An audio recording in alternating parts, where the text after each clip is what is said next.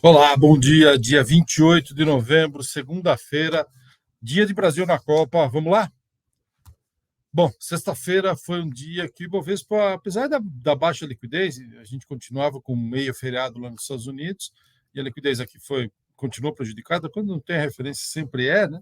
Apesar disso, o mercado reagiu mal. Aí, enfim, havia uma expectativa, e foi até transmitido online um discurso do Fernando Haddad em um encontro da Febraban, que era visto como uma espécie de ensaio da possibilidade de Fernando Haddad ser o ministro da Fazenda, e pelo visto o mercado não gostou muito, ficou meio decepcionado e entregou. Aí a semana estava, principalmente por causa da quinta-feira, né, quando o mercado tinha subido bastante, a semana estava positiva e acabou fechando negativa, que a gente vê nos dois casos, small caps principalmente.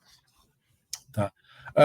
Lá fora não, foi uma semana curta, sem muita liquidez, ninguém prestou muita atenção, sem muitas notícias, então o mercado subiu de leve. Na sexta-feira só fez aquele toquezinho para o lado, vamos nas metáforas futebolísticas em época de Copa, só jogou aquele joguinho de toques para o lado tal, e encerrou a semana com vitória, tá? 2% para cima no S&P, quase 2% também para o Nasdaq.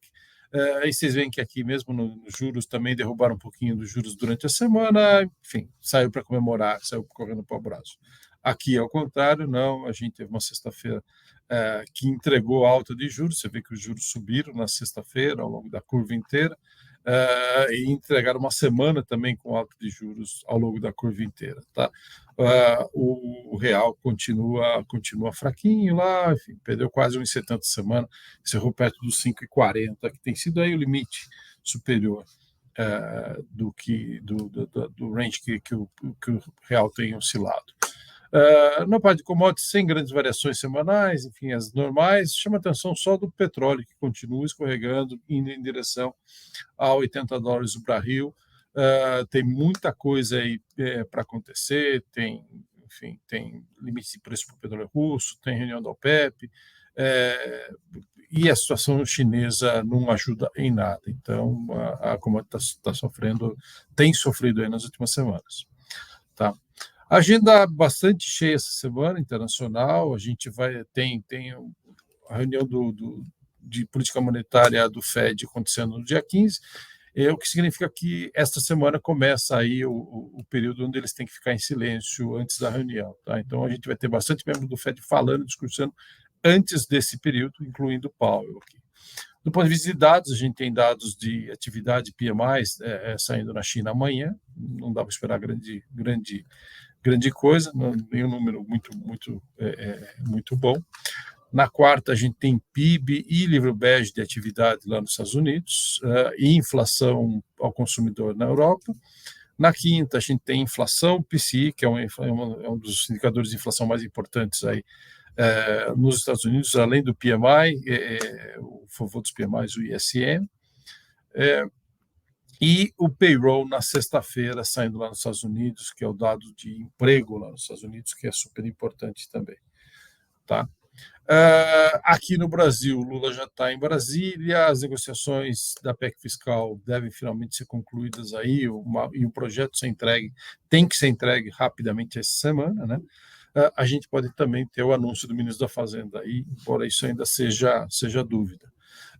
E a semana tem alguns dados importantes aí, GPM de novembro, dados de emprego amanhã e depois, tá? O IGPM de inflação deve continuar mostrando deflação em novembro, tá? Na quinta a gente tem o PIB e na sexta a gente tem a produção industrial de outubro. Beleza? Só para a gente deixar registrado aqui, no final de semana a gente teve muitos protestos contra a política de Covid-0 lá, incluindo cidades grandes como Xangai e Pequim. Por enquanto, a reação do governo tem sido bastante moderada, a gente não tem visto muito repressão a esses protestos, mas se ele continuarem se espalhando, a gente sabe como é que isso vai funcionar, né?